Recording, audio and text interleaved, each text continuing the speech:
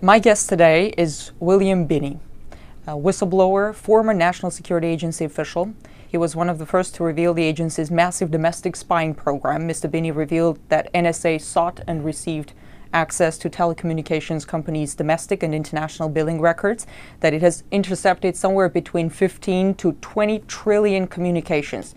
Mr. Binney also claims that in order to cover its warrantless surveillance, the agency concealed it under the patriotic-sounding name Terrorist Surveillance Program. Mr. Binney, thank you so much for coming. In light of the Petraeus/Allen scandal, while the public is so focused on the details of their family drama, one may argue that the real scandal in this whole story is the power, the reach of the surveillance state. I mean, if we take General Allen, thousands of his personal emails have been sifted through private correspondence. I mean, it's not like any of those men was planning an attack on America. Does this scandal prove the notion that there is no such thing as privacy in a surveillance state? Well, yes, that's what I've been basically saying for quite some time, is that the FBI has access to the data collected, which is basically the emails of virtually everybody in the country, and the FBI has access to it. All the congressional members are on this surveillance too. It's not, no one's excluded. They're all included. So yes, this can happen to anyone if they become a target for whatever reason.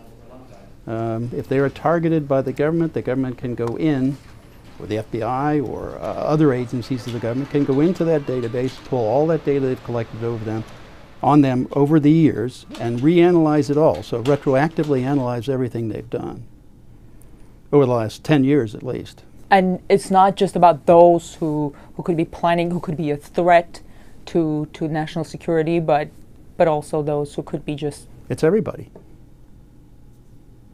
The NARIS device simply takes in the entire line.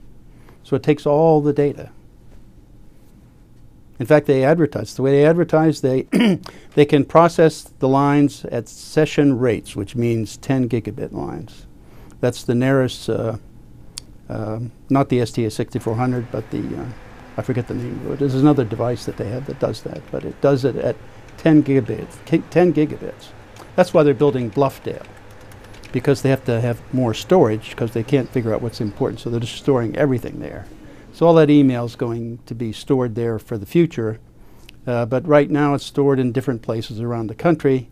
But it is being collected and FBI has access to it. You mean it's being collected in bulk without even requesting the providers? And then what about Google, releasing this biannual transparency report and saying that the government's demands for personal data is at an all-time high, and for all of those requests in the U.S., Google says they complied with the government's demands 90% of the time. But they're still saying that they're making the requests. It's not like it's all being funneled into that storage. What do you say to that? Well, I would assume that that's just simply another source of the same data they're already collecting. Mark Klein, in his declarations in the court about the AT&T facility in San Francisco, documented the NSA room inside that AT&T facility where they had NARIS devices to collect data off the fiber optic lines inside the United States. So that's kind of a powerful device that would collect everything that was being sent. It could collect on the order of over 100 billion 1,000 character emails a day, one device.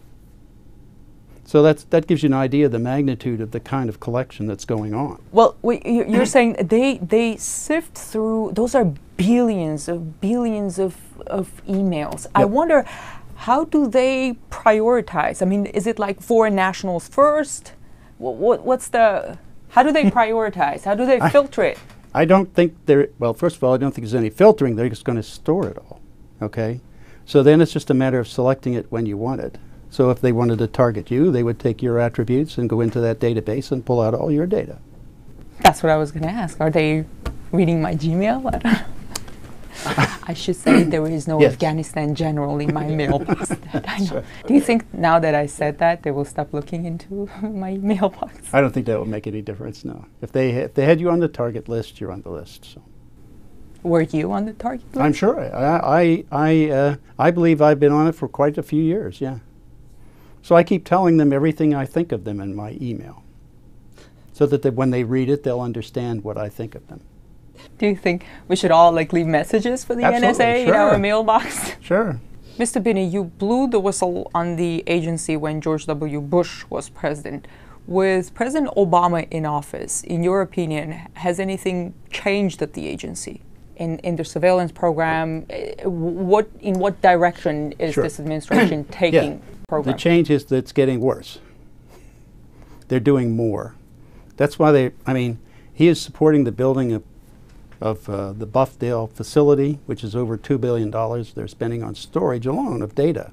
So that means that they're collecting a lot more now, and they need more storage for it. So that facility, by my calculations that I submitted in a sworn affidavit to the court for the Electronic Frontiers Foundation lawsuit against NSA, would hold on the order of 5,000 exabytes or 5 zettabytes of data.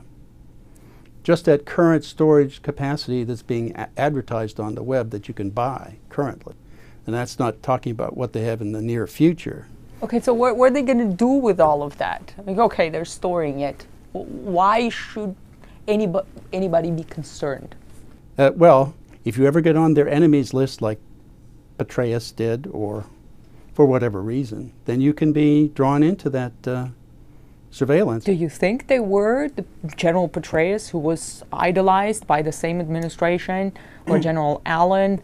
Well, there's certainly some questions that have to be asked, like why were they targeted to begin with?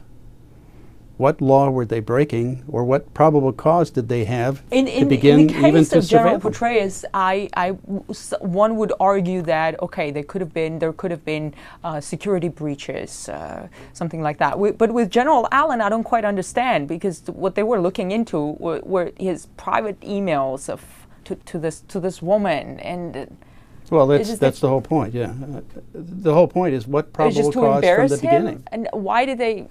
I'm not sure what the internal politics is. Yeah, well, that's part of the problem. This government doesn't want things in the public. It's not a government, a transparent government. So whatever they're doing, whatever reason they had to and whatever the motivation was, I'm not privy to it, so I don't really know. But I certainly think that there was something going on in the background that made them target those fellows. I mean, otherwise, why would they be doing it? There is no crime there. It seems that the public is divided between those who think that the government surveillance program violates their civil liberties and those who say, I have nothing to hide, so why should I care? What do you say to those who think that shouldn't concern them? The problem is, if they think they're not doing anything that's wrong, they don't get to define that. The central government does. The central government defines what is right and wrong and whether or not they target you. So it's not up to the individual, even if they think they're doing something wrong. If their position on something is against what the administration has, then they could easily become a target.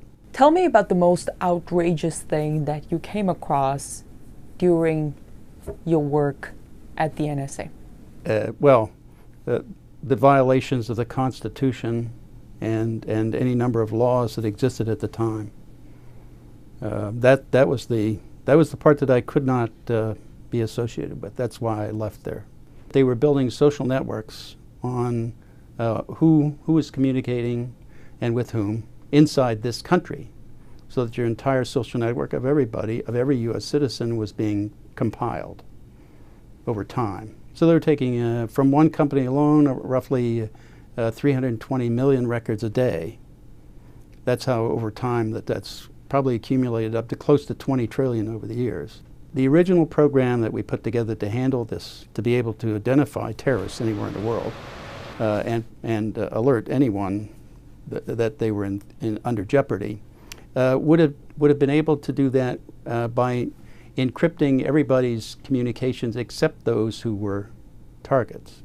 So that in essence you would protect their identities and the information about them until you could develop probable cause, and then once you showed probable cause, then you could do a decrypt and target them. And we could do that and isolate those people all along. That wasn't a problem at all. There was no difficulty in that. But it sounds very difficult and very complicated. Easier to take everything in and...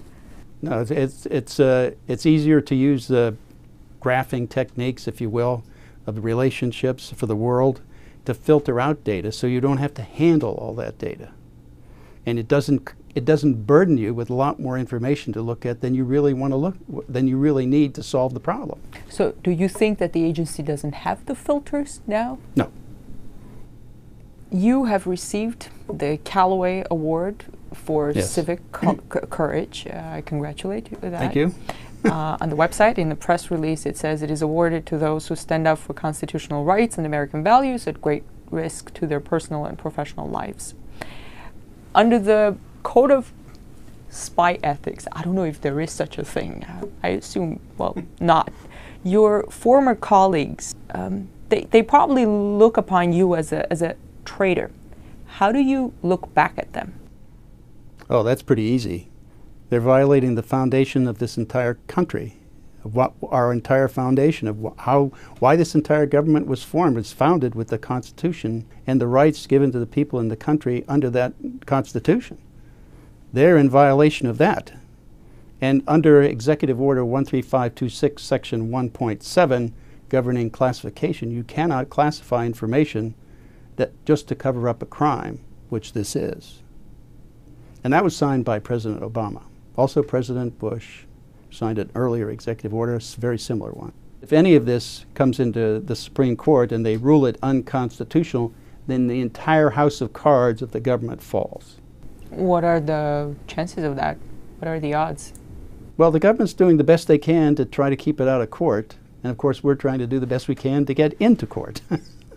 So we just thought it deserves a ruling from the Supreme Court, ultimately. The court is supposed to protect the Constitution. All these people in government take an oath to defend the Constitution, and they're not living up to their oath of office. Thank you. Thank you for the interview, sir.